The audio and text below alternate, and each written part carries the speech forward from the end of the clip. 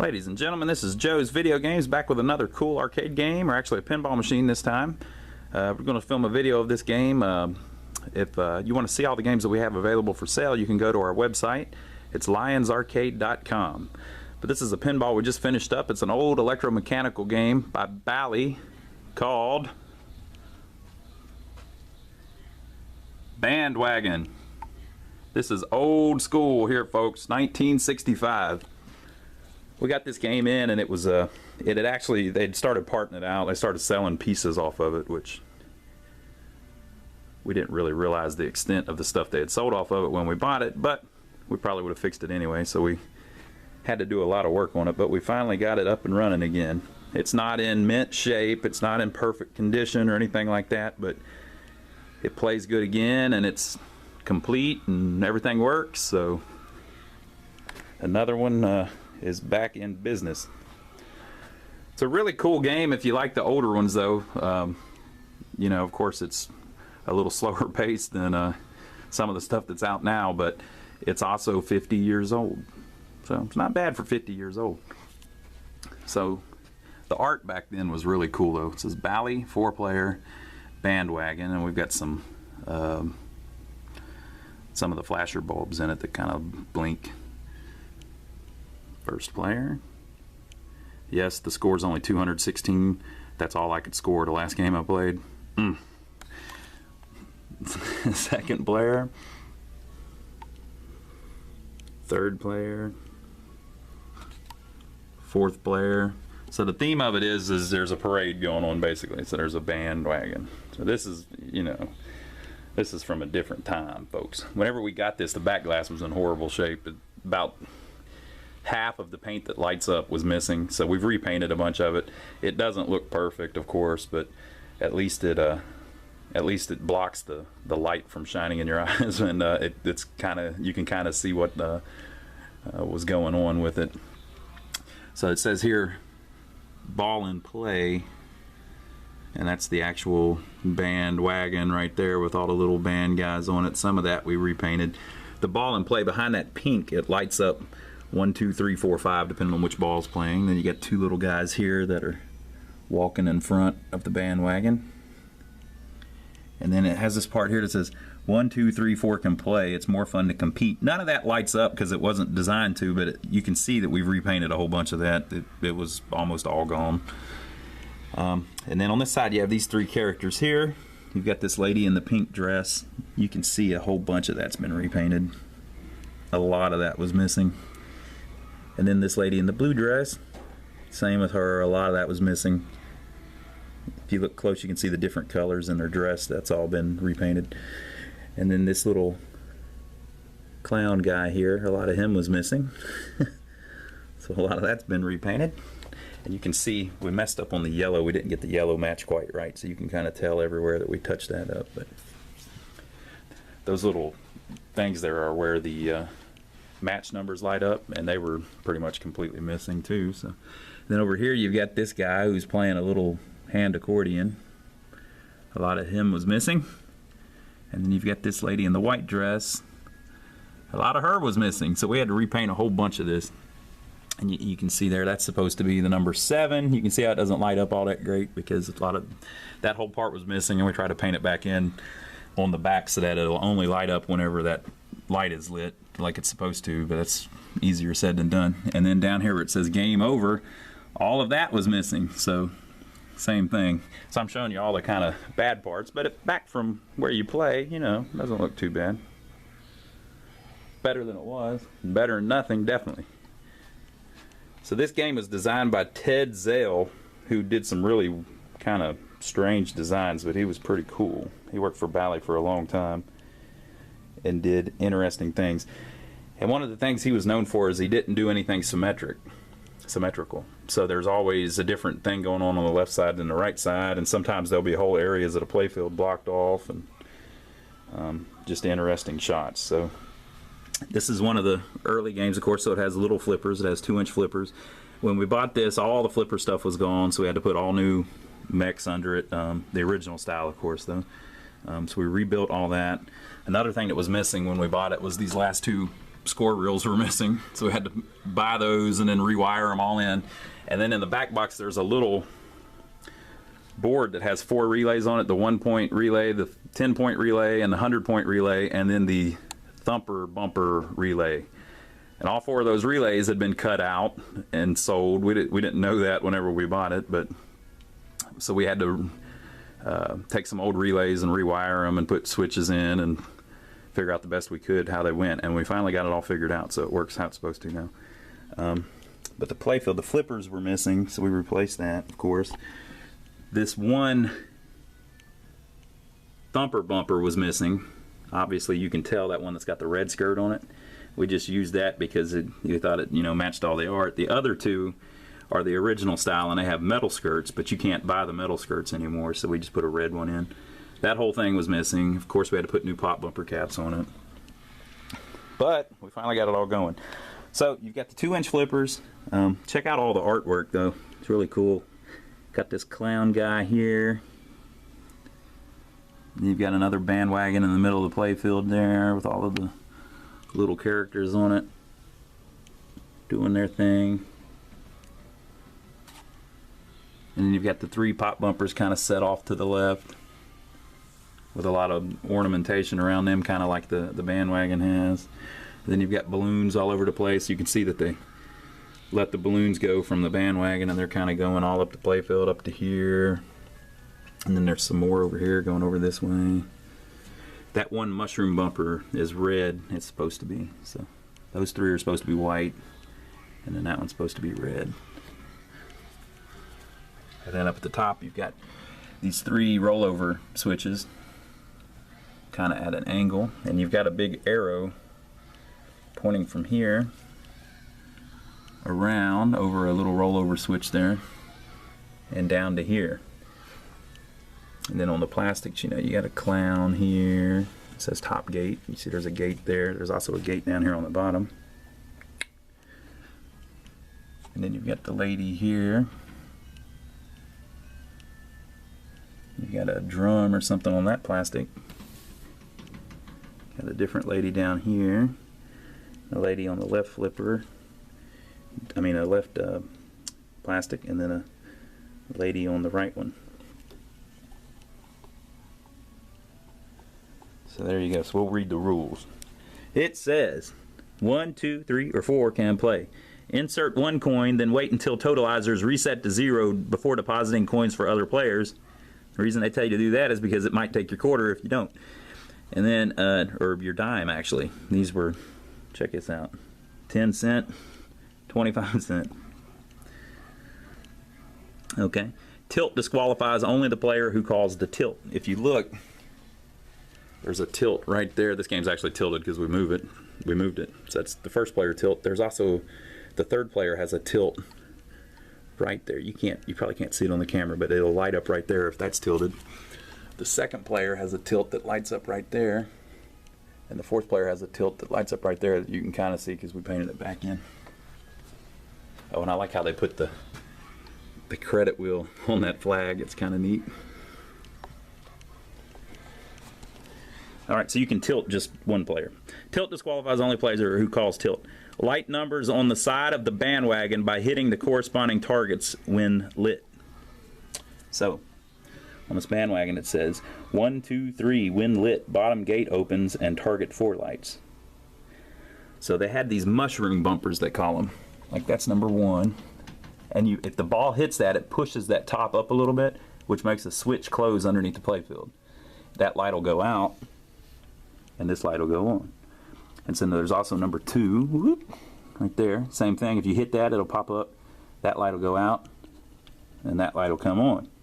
And then there's number 3 right here, and it was hit in the last game, so it's still in the state that the game ended in. So somebody hit that one on the last ball, because these reset after each ball. Somebody hit that one, and it turned on light 3. So you don't have to do them in order, but you have to do the first 3 first. So right now, number 4 is out. And it's also out down here. That's because it's not activated yet. If you do 1, 2, and 3, it's going to go ahead and light up number 4 to be an eligible shot. And then it also says bottom gate opens. So that's this gate. So that means it saves you from your right out lane. So from then on, whenever you, well, not from then on, but until it goes away, if you lose the ball out the right out lane, it rolls out into the thing. And they can tell, since you rolled over that switch, that that happened, and it closes the gate. And it gives you, you know, whatever the point thing is. I think that 100 lights up whenever that gate opens, so you get 100 points for knocking it back out into the out lane. All right, so if you light up number 4, you can see here, if you hit number 4, it says number 4 when lit, top gate opens and target 5 lights. So there's another gate over here. So if you make that right ramp, it does the same thing. You get that 100 points if it's lit, and then it drops the ball down here into the out lane. They may have it wired up too where it can tell, because when it rolls through that little switch there, it can tell that the ball must have been in the out lane. So they may use that to figure out, well, I guess they could just use that switch because it has to roll over that. So anyway, so if you get number 4, top gate opens and target 5 lights. But see, if that gate opens, you can't get target 5 by knocking it up through the top. Like right now, if the ball can fall down through, hits that, goes past the gate, and hits number 5.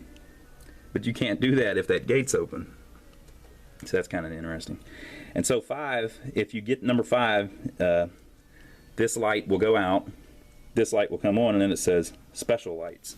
So the special is over here, special when lit, and if you make that, usually you get a free game. Depends on how they had it set. So a pretty cool game.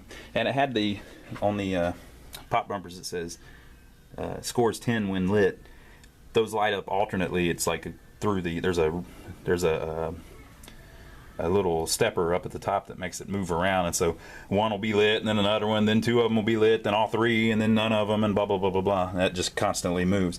And one way that you change that is if you roll over this rollover right here, which gives you 1 point, or you roll over this rollover here, which is the wheel of the bandwagon, which gives you a point, or this one, which gives you a point. So every time you hit those, or if you hit the pop bumpers, it changes what's lit up and what gives you 1 point or 10 points. So you can see with that how I only got 216 points. I'm not bragging, folks. Just saying. Didn't do that good that game. So there you have it. Bally's Bandwagon. Very old school game, but it's actually pretty fun. Ted Zale's games are usually pretty fun. Some of them are kind of a little, they miss the mark a little bit, but in general his are interesting because the shots are just weird, you know, like you shoot, you keep trying to hit over here on the left to begin with, for instance, and then after that now you're trying to make shots over on the right, blah blah blah blah. So it's a little different than a lot of the EM layouts were. So there you are. That's Bally's Bandwagon. I'll get a tripod and we'll set it up and turn all the lights off and everything, and film a little video of me playing it just so you can get a little idea of how the ball flow goes. Alright, we're going to play this a little bit. There's an interesting thing about this game. This was, again, from 1965. There's an interesting thing about the way it was designed that I figured out the other day looking at the schematics and messing with it. You can see, too, how the back glass looks kind of when it's lit up. Put it back down. Alright, so the interesting thing is the pop bumpers. See how they're dark right now? I think they start out each game like that. You get 1 point if you hit them. You get 10 points if they're lit up, and it says on the top of them, scores 10 when lit, right? Okay. I noticed the other day that they weren't lighting up very often anymore, and I was thinking, man, it's, you know, I played 10 games in a row and they're not lighting up. So I started kind of looking into the schematics about how they work and everything. Get this. They had this stepper unit. And for some of you this may be boring, but for others you'll probably appreciate it.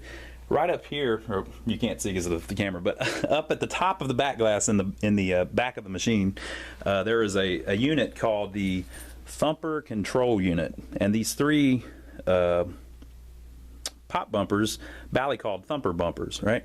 So the Thumper Control Unit is what makes those being able to light up 10 points instead of just 1 point.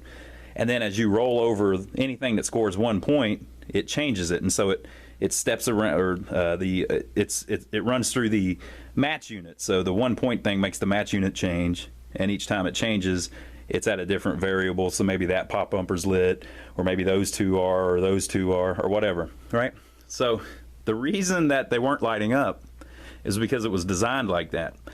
That thumper control unit, when you put a quarter in, when you put a credit in, it moves up one position. And then whenever you play a game, it goes off half a position.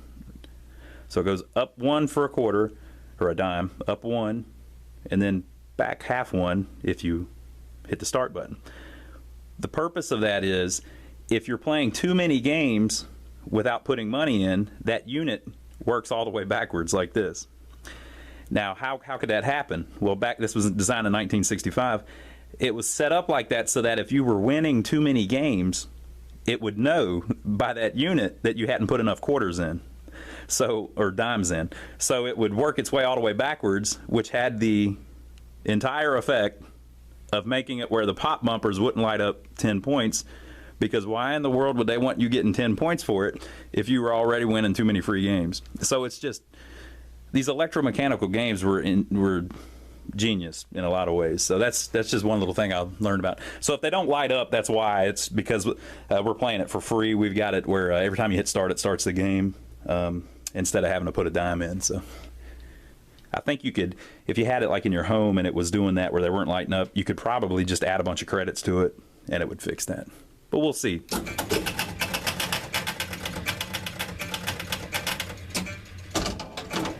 All right, got everything reset. So basically, I'm going to just try to get the 3 up there. And if I get those 3, I can get the 4 and then the 5. Oh, and they are lit up. Check it out.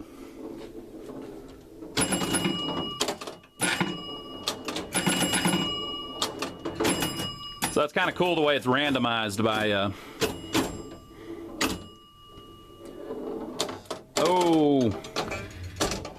It's kind of cool the way it's randomized by the match unit that spins around. Boy, that is a sucker shot there. Where that red arrow is, if the ball comes around just right and goes through those 2 pop bumpers, it'll go right down the middle.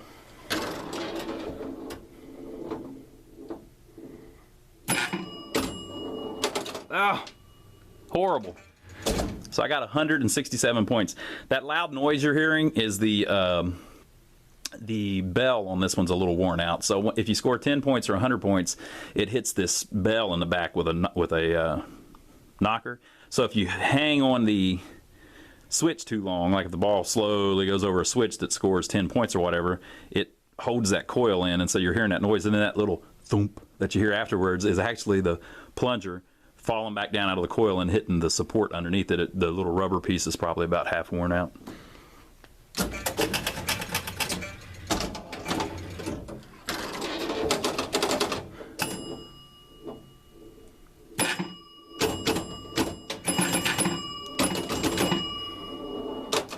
Nope. Missed.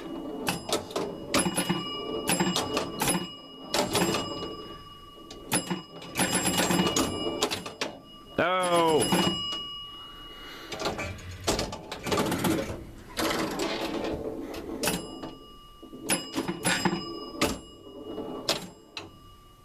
Come on, there we go. Yeah! Oh, man! I'm not back in the day when people played these, they'd be better because they'd nudge the machine more and shake it a little bit, but I don't really do that. If your timing's good though, you can bump the machine a little bit and get the ball to roll just how you want it and stuff, but I've never been too good at it.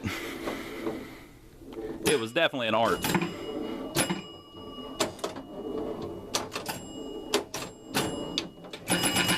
Oh, man.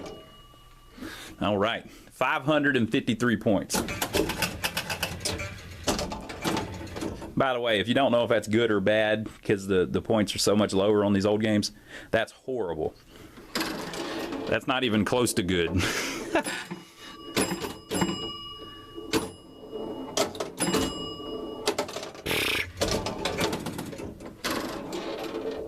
I'd like to at least light up the 4.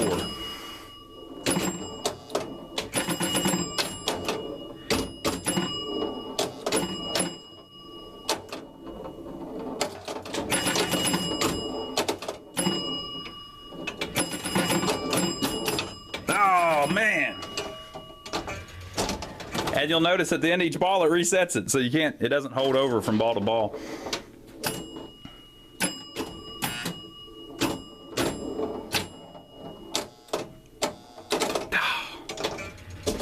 $448 points.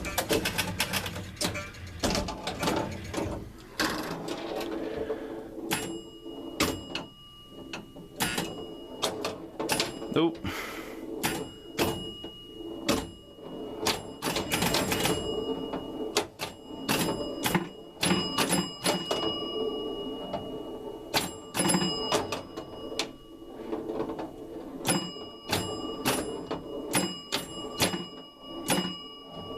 I got that one about 5 times. Just can't get the other 2.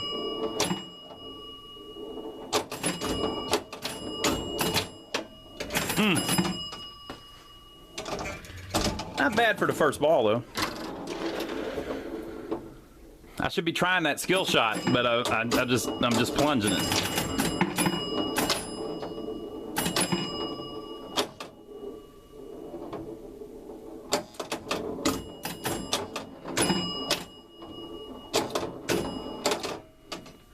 Slid it right by me.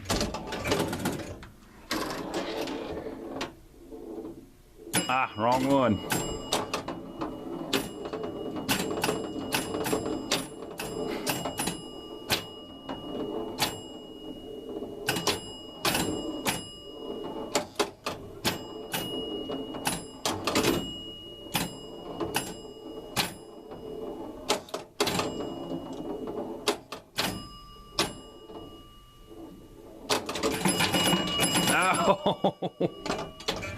So there you have it, folks. I did my best, but my best just wasn't very good.